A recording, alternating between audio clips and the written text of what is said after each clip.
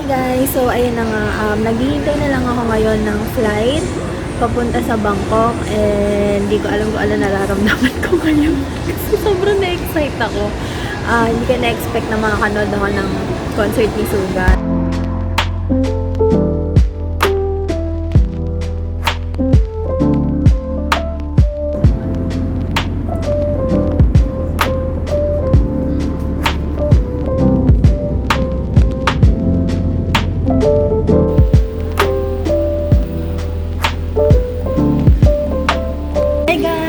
Finally, nakarating na ako dito sa Thailand. Ayan, so kakalapag lang ng eroplano and hindi naman siya umuulan. Mabilis naman yung paglapag namin. Kahit na na-delay kami sa Manila, hindi kami ganun ka-delay dito. As in, actually, early pa kami ng 5 minutes. And nakakaloka pala, no? Kasi, since manonood nga ako ng concert ni Suga, napansin ko guys, pag army, makikita mo agad army sila dahil ang daming merch.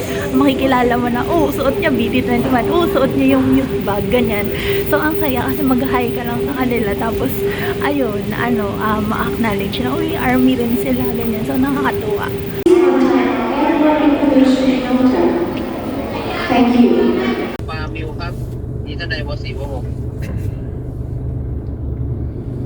Guys, so ayun na nga, sobrang budget netong ginawa ko dito sa trip sa Thailand, 'di ba? So, medyo luma na to. Nagstay ako dito sa Muangful Mansion. Ang pinaka-pro neto, guys, is katapat lang niya yung BTS na National Stadium. So, kung mag-check-in kayo dito, paglabas niyo, andun na yung train. So, ipapakita ko sa inyo, i-room tour ko kayo. This is for 3 people. Tapos, ang price neto is around nasa 1,300 plus per night. Okay? So, eto na. Let's go!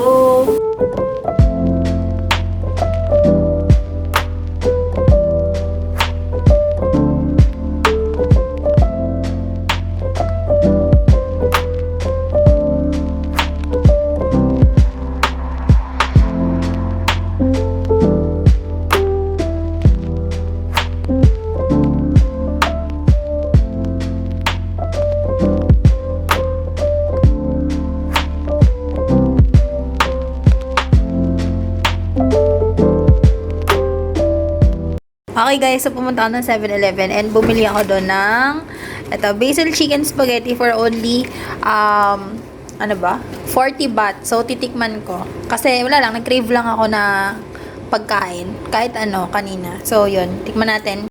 Okay.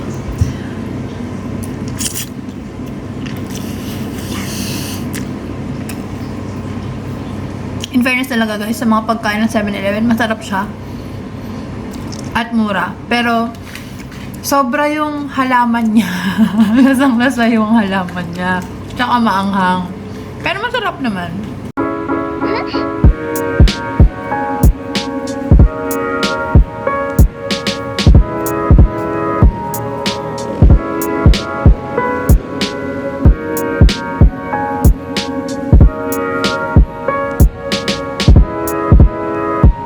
Pupunta tayo sa Don Donki. Okay, so nakastay kasi ako sa may Siam, dito sa may Bangkok, Thailand. And eto, bukas siya ng 24 hours. It's already 10 PM ng gabi. And i-check out natin kung anong laman ng mga laman niya. What? Mga tinitinda. So let's go. Samahan niyo ako guys.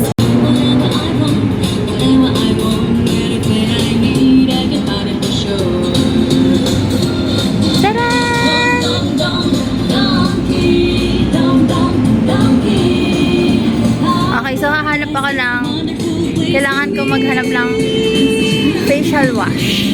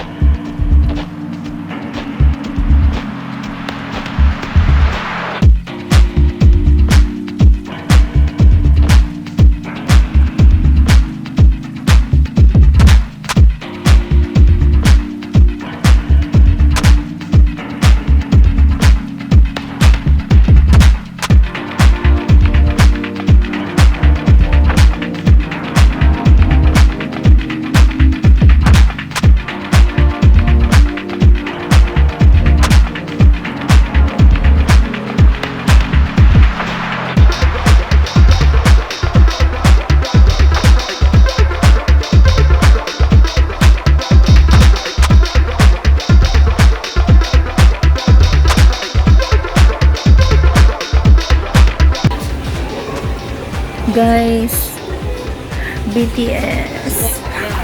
Dynamite. Ayan na, oh, butter.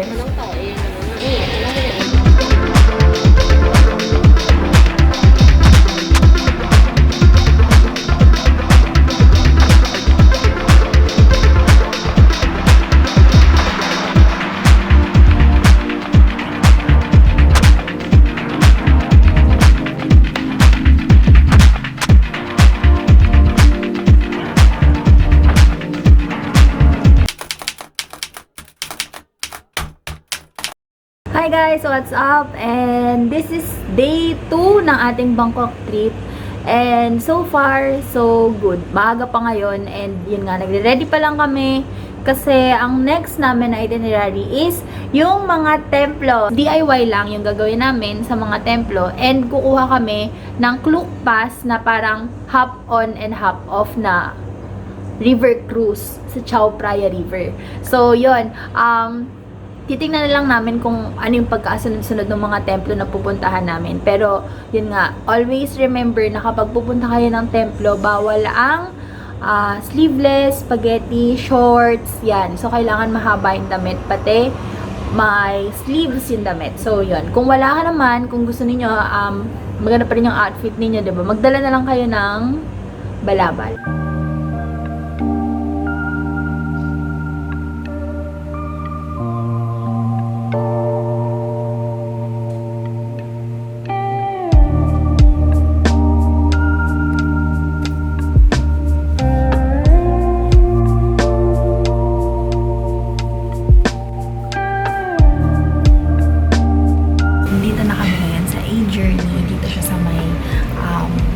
Malapit sa National Stadium na train. So, ito yung food na in-order namin ngayon. Ipapakita ko sa inyo, guys.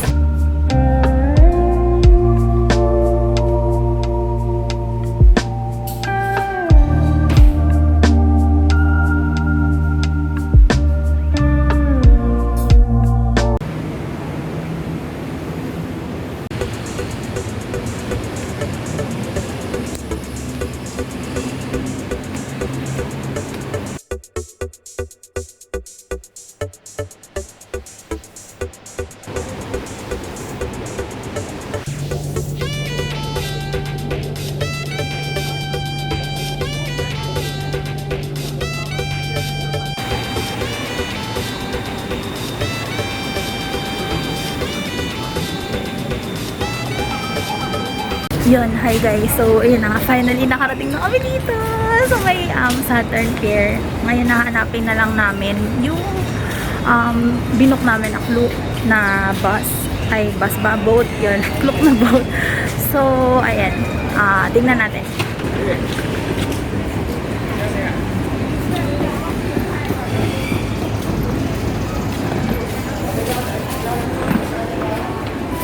Punta pag sa Kluk, ha? Dito nyo lang i-claim yung mga tickets. Ayan. Nakuha na namin yung ticket namin dito sa Chao Phraya na hop on, hop off na bus. So, nakita ko dito yung price nila guys is 30 baht pag one way. Tapos yung whole day nila is around 150 baht.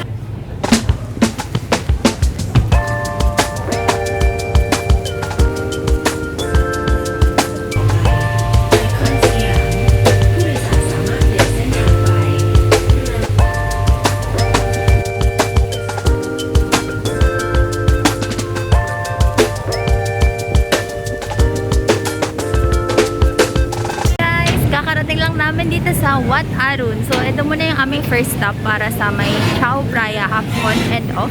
So, ganito yung tsura niya guys.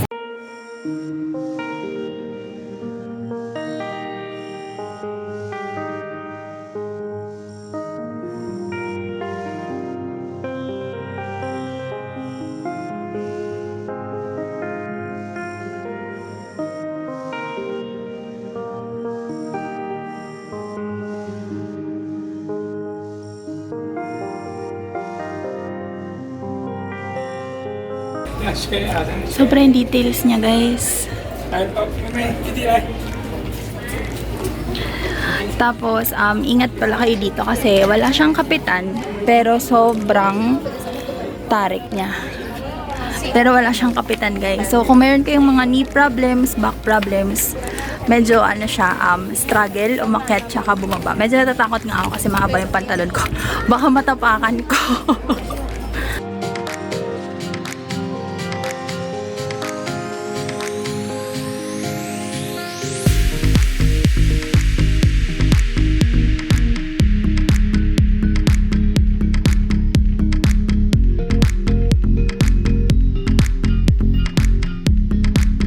So, dito kanya-kanyang diskarte kayo kung paano kayo pipicture kasi yun nga, medyo maraming turista dito. So, minsan may mga makakasalubong ka or minsan parang may biglang nagpipicture pero sa gilid na hindi mo napapansin. So, ganito, pasensyahan lang kasi syempre lahat naman kayo gustong makakuha ng mga pictures.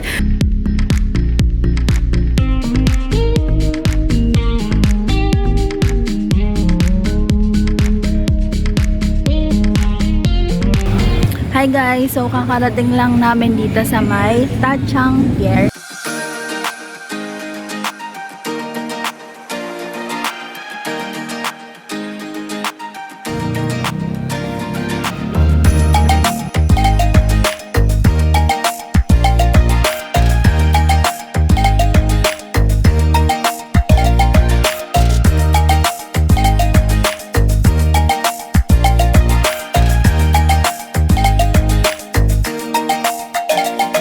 Guys, sobrang init. Pero buti na lang, meron silang mga electric fan na malalamig na ganito. Yung parang mababasa ka. So, kung super init, tapos wala kayong mga dalang cooling spray or cooling mist, tumapat lang kayo. Yun nga lang, mababasa ka. So, masaya siya dito. Para kang naka-aircon kahit hindi.